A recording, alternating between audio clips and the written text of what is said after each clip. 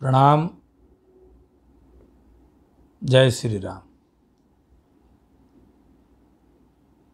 मैं आज पुनः आपके समक्ष उपस्थित हूँ असहिष्णु हिंदुत्व चैनल पर। और जो लिव इन रिलेशनशिप का पहला भाग था, जहाँ हमने आपको बताया था कि किस प्रकार हमारे सनातन समाज, हिंदू समाज खास तौर पे को विखंडित करने का, इसकी सामाजिक सांस्कृतिक आस्थाओं का विनाश करने का प्रयास चल रहा है इस लिव इन रिलेशनशिप या सहजीविता के नाम पे, जिस पर एक बहुत बड़ी जनसंख्या बिल्कुल उनको कोई ज्ञान ही नहीं है कि ये क्या चीज़ है, नहीं है। तो मैंने ये सीरीज़ शुरू किया है और इस पर मैं कंटिन्यू रहूँगा। फ़िलहाल मैं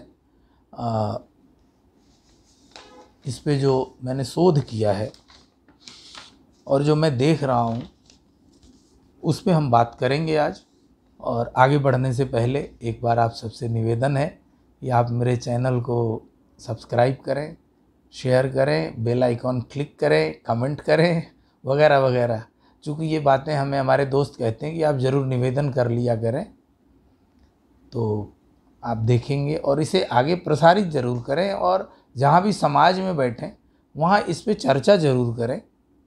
और मैं बिल्कुल जो ये मेरा वीडियो है ये कहीं से भी किसी महिला के अपमान के लिए नहीं है। मैं अपने सामाजिक ताने बाने, सांस्कृतिक ताने बाने के क्षरण को लेकर के चिंतित हूँ। और किसी भी हिंदू को, सनातन धर्मी को होना ही चाहिए, क्योंकि हर परिवार में बेटा बेटी हैं, परिवार है। और हम एक जो हमारे यहाँ लिखा भी हुआ है, जो कानून है, जो कानून बना है वो हमारे कस्टम्स को ही लेकर के बनाया गया है। आप देखिए, जो हिंदू विवाह अधिनियम है, हिंदू विवाह के कानून में भी जो धारा है वो कहती है कि हिंदू विवाह तभी माना, दो स्थितियों से माना जाता है कि सप्तपदी। सप्तपदी मतलब 7 स्टेप्स बिफोर सेक्रेड फायर, पवित्र अग्नि के समक्ष 7 फेरे आप लेते हैं तब आपका विवाह होता है, माना जाएगा कानूनन। और दूसरा, विवाह के पश्चात कंजुमेशन, मतलब शारीरिक संबंध बनना या बनाना। तो कानून खुद ही, मतलब ये कितना विरोधाभासी है। एक तरफ हमने कानून बनाया कि साहब एक ही स्त्री होगी, एक ही पुरुष होगा, एक ही पति एक ही पत्नी होगा, बहुविवाह पे रोक लगाई गई। साथ में कि भाई अग्नि के समक्ष 7 फेरे लीजिए आप, उसके बाद आप वैवाहिक जो ये मतलब विवाह के पश्चात आप शारीरिक संबंध बनाएंगे। ठीक है, आज 50 साल 60 साल पहले के कानून है, हो सकता है आज समय के अनुसार बदलाव आया है, तो आप पूरे कानून का एक बारी रिव्यू करें, विवेचना करें और उसके बाद से फिर नए कानून आज के सामाजिक ताने बाने के हिसाब से, जिसमें हमारा सामाजिक ताना बाना, सांस्कृतिक ताना बाना भी न टूटे और चीज़ें सुग्राह्य हों, सहज हों, सरल हों। अब अगर इस पे मैं पूछ दूं कि बाकी के जो कानून हैं 1947, 1861, 1863 के जो कानून चल रहे हैं, क्या हमारे माननीय अदालतों ने या माननीय जो संसद है, हमारा लोकतंत्र का मंदिर है, उसमें बैठे जो नियम नियंता है, कानून नियंता है, क्या उनकी कभी सोच आई कि उन कानूनों को निरस्त किया जाए, बदला जाए, उनमें आमूलचूल परिवर्तन किया जाए? नहीं। तो आप इसी प्रकार से इसको, ये ना हो कि कोई एक ऑर्डर, एक किसी केस को, एक किसी मुकदमे को आधार बना के कोई आदेश पारित हो जाता है उच्चतम न्यायालय से, तो वो नज़ीर बन जाता है और हर आदमी उसको तोड़ मरोड़ के समाज को नुकसान पहुंचाता है, हमारे सामाजिक ताने बाने को नुकसान पहुंचाता है, हमारी वैवाहिक विवाह संस्था को नुकसान पहुंचाता है, हमारे पारिवारिक संस्था, परिवार, फैमिली इंस्टीट्यूशन हमारा नष्ट भ्रष्ट हो चुका है। अगर आज आप देखें, चाहे 5% ही लोग लिविंग रिलेशन में रहते हैं, पर कहीं ना कहीं ये चीज़ें, जैसे हम कहते हैं ना, साहित्य समाज का दर्पण है। यानी जो समाज में हो रहा होता है वही साहित्य में कहानियों के रूप में और सिनेमा में, साहित्य में मैं सबको जोड़ लेता हूँ, जो भी सांस्कृतिक कार्य हैं, तो उनमें वही चीज़ें परिलक्षित होती हैं, वही परावर्तित होती हैं। तो मेरा कहने का तात्पर्य ये है कि देखिए, इस लिव इन रिलेशनशिप का के जो अंकुर हैं वो फूटना शुरू हो चुके हैं, और किंग कर्तव्य विमूढ़ता की स्थिति में हमारा संसद भी है, हमारी उच्चतम न्यायपालिका भी है कि क्या करें और क्या ना करें। पहले तो साथ में रहने के बाद से अपना जो भी शारीरिक संबंध बनाए, कुछ दिनों तक उड़ान चलते रहा, गलती सही, अच्छा लगा कि चलो जी हम लोग ब्याह तो नहीं किया हमने, बट अब हम बच्चे पैदा कर लेते हैं, पति पत्नी की तरह ही हो जाते हैं, बच्चे भी पैदा हो गए, पापा मम्मी हो गए, ना शादी हुआ ना, मतलब अगर हम कहते हैं कि भाई शादी ब्याह जो कानून के तौर पे है, जो हमारा हिंदू विवाह अधिनियम है उसके तहत होना चाहिए, जिसमें सब आते हैं, बौद्ध सिख जैन वगैरह वगैरह सब उसी के तहत आते हैं, जो पंथ हैं, ये हिंदू धर्म के ही पंथ हैं जो हिंदू विवाह अधिनियम से संचालित होते हैं। अब साहिबान आप ये सोचें कि सामाजिक स्तर पे कितना विघटन होता है जब एक बच्चा जो बिना किसी विवाह बंधन के पैदा होता है, उसकी तो कोई गलती नहीं इस धरती पे आने में, या उनकी भी कोई गलती नहीं जिन्होंने पैदा किया। गलती क्या हुई कि अब आप अलग अलग हो रहे हो, चलो जी उसमें भी कोई गलती नहीं है, पर उस बच्चे के रहन सहन पालन पोषण का तो आपको करना पड़ेगा। अब मान लीजिए मैं पिता हूँ और मैं किसी युवती के साथ मतलब सहवास कर रहा हूँ, सहजीविता में हूँ, और वो मेरे बच्चे से माँ बन जाती है, तो मैं बाप हो गया, वो माँ हो गई, लेकिन कानूनन उसको कोई वैधता नहीं मिली, या सामाजिक स्तर पे तो मतलब ही नहीं बनता। कम से कम जहाँ तक आप सब मेरी बात से सहमत होंगे कि भारतीय समाज तो इसे कहीं भी मान्यता नहीं देता है। अब सवाल आता है कि दोनों अलग हो गए, तलाक तो होगा नहीं, स्त्री ज़्यादा से ज़्यादा अपने भरण पोषण के लिए जाएगी जिसका कोई कानून नहीं है भी तो वो एक क्षणिक होगा। बच्चे के लिए भी सरकार ने कुछ कर दिया तो 18 साल तक करो जी, और दोनों मिलके करो, या पति को ही हो, मतलब जो लड़का है उसे ही हो कि आप करो जी पांडे साहब। इसके अलावा कोई वो बन गया बलात्कार का मुकदमा, डोमेस्टिक वायलेंस का मुकदमा, फलाना मुकदमा, मतलब फिर ब्लैकमेल स्टार्ट हो जाता है। जब आम जो प्रॉपर जो शादियां होती हैं वैवाहिक पूरे रीति रिवाज के साथ, उनमें भी तलाक के जब मामले चलते हैं, मैं बतौर वकील ही आपको बताता हूँ कि किस प्रकार से पति पक्ष और पत्नी पक्ष दोनों के तरफ से एक दूसरे पे जो पहले प्रताड़ना हुई रहती है वो तो छोड़ दीजिए, जो कचहरी में जो एक दूसरे को प्रताड़ित करने, बेइज्जत करने, अपमानित करने के जो प्रयास किए जाते हैं, वो देख करके हमें अपने समाज के हो रहे क्षरण पर इतनी शर्मिंदगी महसूस होती है जिसका कोई कहना नहीं है, कोई हद हिसाब नहीं है। खैर, जो इनहेरिटेंस राइट, अब ये तो चलो जी कोर्ट ने कह दिया कि legitimacy of the child born out of A live in relationship. मैं आपको इसका थोड़ा पढ़ के सुनाता हूँ और इसको फिर आपको व्याख्यायित भी करूँगा। The Supreme Court on an earlier occasion, while deciding a case involving the legitimacy of a child born out of wedlock, has ruled that if a man and a woman are involved in a live-in relationship for a long period, they will be treated as a married couple and their child would be legitimate. मतलब long period वो रह रहे हैं और उनसे बच्चा पैदा हो रहा है तो उनके बच्चे को वैध माना जाएगा, लेजिटिमेट माना जाएगा। आगे है, also the recent changes introduced in law through the Domestic Violence Act 2005 gives protection to women involved in such relationship for a reasonable long period and promises them the status of wives. The Supreme Court bench headed by Justice Arijit Pasai declared that children born out of such a relationship will no more be called illegitimate. Law inclines in the interest of legitimacy and thumbs down whore son और fruit of adultery. मतलब कि वो किसी जो बच्चा होगा reasonable period, अब reasonable long period का क्या है, साल भर भी हो सकता है, 2 साल भी हो सकता है, 5 साल भी हो सकता है। तो इसके लिए मतलब कोई एक दायरा नहीं बनाया गया, न संसद के द्वारा न उच्चतम न्यायालय के द्वारा। ये कह दिया गया कि भाई जो बच्चा पैदा होगा वो वैध माना जाएगा, न कि किसी रखैल का बच्चा माना जाएगा, न किसी एडल्ट्री के कारण एडल्ट्री का फल नहीं माना जाएगा। जारता जिसको बोलते हैं या जार रिश्तों का संबंध, वो बच्चा नहीं माना जाएगा। खैर अब तो वो भी ख़त्म हो गया है।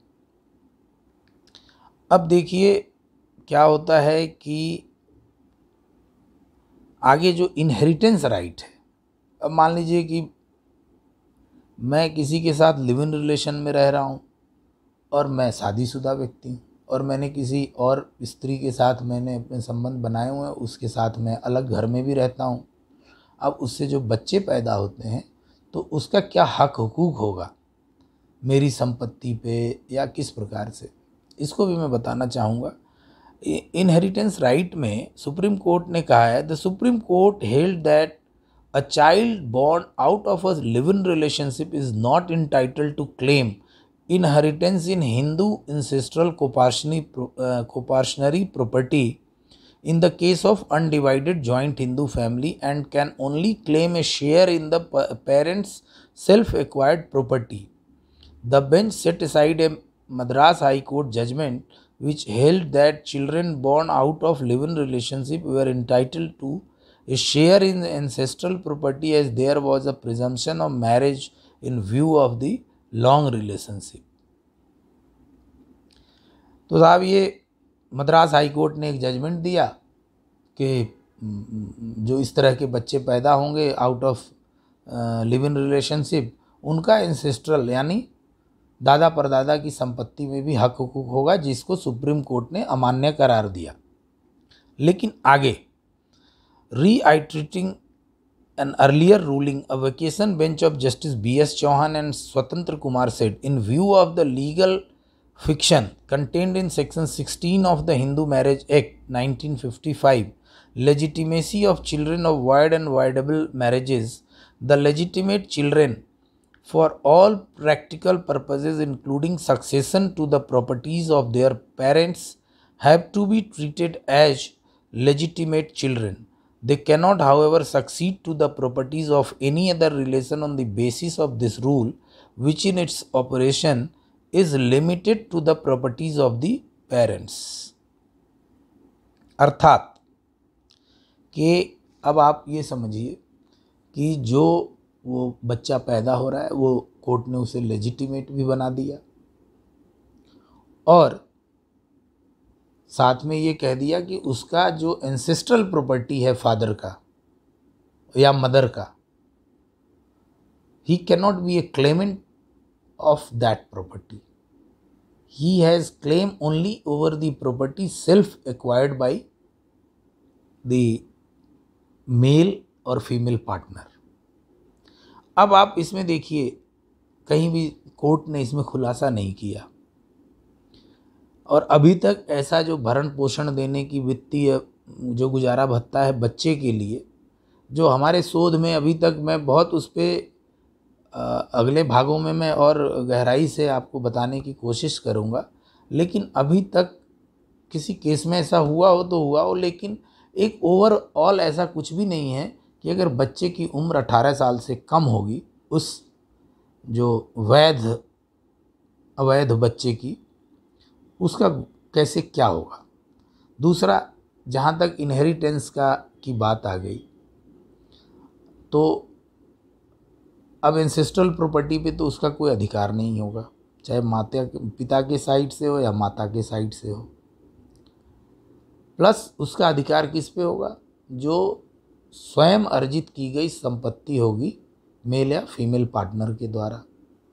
अब मान लीजिए कि जो मेल पार्टनर है उसने अपनी संपत्ति अर्जित की, फीमेल पार्टनर उसने अपनी संपत्ति अर्जित की। बाद में पता चला मेल पार्टनर ने कहीं और शादी कर लिया प्रॉपर तरीके से, या कहीं और लिव इन रिलेशन में रहने लगा। उसी प्रकार फीमेल ने भी किया, पार्टनर ने। अब मान लीजिए जो स्वयं अर्जित संपत्ति है, चाहे वो मूवेबल हो या इमूवेबल हो, तो अगर कमाल देखिए, अगर मान लीजिए उस पिता ने एक विल कर दी कि मेरी सब स्वयं अर्जित संपत्ति का मालिक मेरी पत्नी और मेरा फलाना बच्चा होगा, तो क्या होगा? तो कहने का मतलब ये है कि ये जितने कानून ये बने हैं या इन पे सुप्रीम कोर्ट या संसद का क्या विचार है नहीं है, ये सिर्फ पत्नी के भरण पोषण की बात करते हैं, बच्चे के भरण पोषण की बात तो करते नहीं हैं। हालांकि 2005 के डोमेस्टिक वायलेंस एक्ट में, वुमेन प्रोटेक्शन में इसकी अवधारणा दी गई है, इसमें कानून दिया गया है। 125 में भी गुजारा भत्ता पाने का हकदार माना गया है और वो मुकदमे हो भी रहे हैं। लेकिन कमाल की बात यह है साहिबान कि जो इनहेरिटेंस के ऊपर जो ऑब्जर्वेशंस हैं या जजमेंट्स कह लीजिए, जो भी हैं, अगले भागों में, जो अगले भाग में इन पे वीडियो बनाऊंगा, उसमें मैं प्रॉपर केसेस के नाम वगैरह अभी मैं देना नहीं चाहता हूँ। अगले भाग में मैं पूरा कौन कौन से केस हैं, किस किस प्रकार की दिक्कतें आई हैं, कितने बलात्कार के मुकदमे हुए हैं, कितने में लोग जेल गए पति, ये सारी बातें आएंगी कि हाँ ब्लैकमेलिंग है, ये सब चीज़ें हैं। मैं कोई अपने तरफ से बना के नहीं बात कर रहा हूँ। लेकिन अब देखिए, वो बच्चा तो इस प्रकार से समाज में क्या हुआ, उस बच्चे के लिए तो एक प्रकार से उसका सामाजिक बहिष्कार भी होता है। फिर आगे वो लिव इन रिलेशनशिप में रहता है। अगर उसकी शादी करनी हो आज के तारीख में, अगर कोई, मैं आपको बड़ी सामान्य सी बात बताता हूँ भारतीय समाज की, हिंदू समाज की, कि अगर एक कोई सवर्ण व्यक्ति है जो शादीशुदा है और उसने किसी अनुसूचित जाति या किसी छोटी जाति की महिला के साथ वो लिव इन रिलेशन में रह रहा है और उससे जो बच्चे पैदा, भले ही उसके बच्चे हैं, आज के तारीख में वो क्लेम नहीं कर सकते ये मेरे बाप की जगह है मुझे चाहिए। और दूसरा, जो कानूनी तौर पे जो शादीशुदा पत्नी से पैदा हुए बच्चे हैं, उनका भविष्य भी बड़ा खतरे में पड़ जाता है बाप के इस आचरण से कि उनके शादी ब्याह तक में अड़ंगे आने लगते हैं कि अच्छा वो फलाना, अरे जिसके बाप ने ऐसे कर लिया, या जिसकी माँ तो यहाँ भाग गई। इन चीज़ों का आप कुछ नहीं कर सकते निराकरण। यहाँ किसी महिला सम्मान अपमान की बात नहीं है। आपको या तो पूरे समाज के ढांचे को बदलना पड़ेगा, जो एक दिन में नहीं बदलेगा। आज से 30 साल पहले गांव देहात में लड़कियां जींस पहनती थीं, वो एक सामाजिक वर्जना थी। आज से 30 साल पहले कोई गांव में लड़की स्कर्ट पहने, वो एक सामाजिक वर्जना थी। उसे सलवार कमीज, छोटी बच्ची है फ्रॉक पहनेगी, बड़ी बच्ची हो गई 13, 14, 15 साल की युवती हो रही है तो उसे सिर्फ सलवार सूट पहनना है या साड़ी पहनना है शादी के बाद। लेकिन आज तो पूरे भारत में चीज़ें बदल गई हैं। आज शादीशुदा महिलाएं साड़ी त्योहारों पे या उत्सव में पहनती हैं, नहीं तो अपना पैंट कमीज पहन रही हैं, या जनरल भी सलवार सूट तो है ही है। इसके अलावा मतलब आप यकीन नहीं कर सकते हैं कि कभी आज से 30 साल पहले कोई 45-50 साल की महिला जीन्स और टी शर्ट पहन के घूमे, एक मध्यम वर्गीय परिवार की। लेकिन आप महानगर से लेके गांव तक चले जाइए, युवतियां खूब खुलेआम खूब काम कर रही हैं। इसके लिए किसी को कोई अब दिक्कत नहीं है। इस प्रकार सामाजिक चीज़ों का जो परिवर्तन है, आप उसको धीरे धीरे आप करें और समाज के हिसाब से आपको कानून बनाना पड़ेगा, ताकि मैं सामाजिक वर्जना या रूढ़िवाद या अंधविश्वास को प्रश्रय देने वाला व्यक्ति नहीं हूँ। लेकिन मेरा अपना मानना है कि इन चीज़ों से, इनका कानूनीकरण न करने से जो सबसे बड़ा नुकसान है वो ये है कि हमारे सामाजिक विखंडन को, हमारे सांस्कृतिक विखंडन को बढ़ावा मिलता है और हमारी संस्कृति को चोट पहुंचती है। मेरा ख्याल है कि आप सब मेरी बातों से सहमत होंगे और दूसरा और समापन भाग यहीं पे समाप्त करता हूँ। आप सबका बहुत बहुत आभार मुझे सुनने के लिए, और एक बार पुनः निवेदन भी वही जो आपको बोर करेगा कि पांडे जी का चैनल असहिष्णु हिंदुत्व सब्सक्राइब करें, लाइक करें और शेयर करें। धन्यवाद। प्रणाम। जय श्री राम। हर हर महादेव।